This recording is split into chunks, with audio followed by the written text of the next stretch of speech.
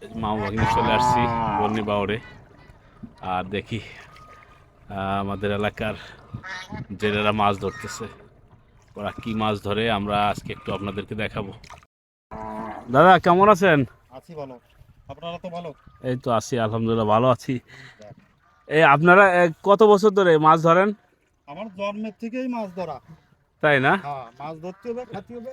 এই হলো গিয়ে আমাদের ব্যবসা। আচ্ছা, তাহলে আমাদের এই বাওরে কি কি মাছ পাওয়া যায় মূলত?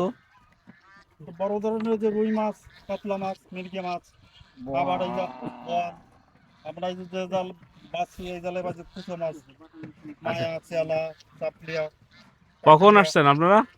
আমরা ধরেন 3টে, সাড়ে 3টে আছি। তাই না? হুম, কয়টা পর্যন্ত মাছ ধরবেন? ধরেন রাত 10টা। রাতে কি মাছ পাওয়া যায়? ভাই দেখতে হবে না, আল্লাহর মালিক হলো, যাক, দেওয়ার মালিক হলো আচ্ছা আল্লাহ। আচ্ছা। আর এই দাদার নাম কি জানো? তাহলে সাধারণত আচ্ছা, এই সদানন্দ দাস দাদা, উনি মনে হয় সবার ভিতরে সিনিয়র না? হ্যাঁ।